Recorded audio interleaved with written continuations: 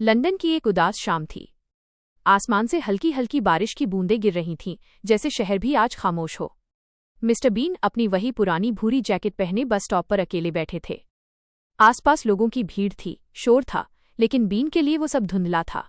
उन्हें महसूस हो रहा था कि भीड़ में होने के बावजूद उनका अपना कोई नहीं था। बीन ने अपनी जेब से अपने सबसे पुराने साथी टेडी को निकाला। उसे बड़े प्यार से देखा और एक फीकी सी मुस्कुराहट उनके चेहरे पर आई, लेकिन फिर अचानक उनकी आंखें नम हो गईं। पूरी दुनिया के लिए बीन एक जोकर थे, एक ऐसा इंसान जिसे देखकर लोग अपनी थकान भूल जाते थे। लेकिन आज उन्हें खुद हंसी नहीं आ रही थी। उन्हें अपना बचपन याद आने लगा, जब बच्चे उन्हें अजीब कहकर चिढ़ाते थे और कोई उनका दोस्त नहीं बनता था। उस दौर में बस एक ही सहारा था, उनका टेडी। बीन चलते चलते एक पुराने पार्क की उस बेंच पर जा बैठे, जहां बरसों पहले वो अपनी माँ के साथ बैठते थे। उन्हें आज भी अपनी माँ की आवाज़ कानों में सुनाई दे रही थी, तू थोड़ा अलग है बीन, लेकिन तू बहुत खास है। आज वो बेंच खाली थी और माँ की कमी उन्हें बुरी तरह खल रही थी। बीन ने आसमान की तरफ देखा। आज वो जोर से नहीं, बल्कि खामोशी से रोना चाहते थे। तभी उस बेंच पर एक छोटा बच्चा आकर बैठा। उसके चेहरे पर भी उदासी थी।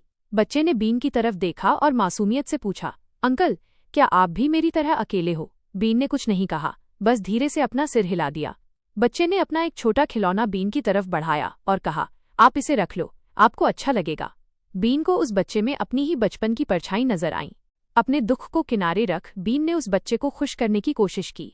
उन्होंने अपनी नाक पर एक नकली फूल लगाया, जिससे अचानक पानी की फुहार निकलने लगी। बच्चा पहले तो हैरान हुआ, फिर खिलखिलाकर हंस पड़ा।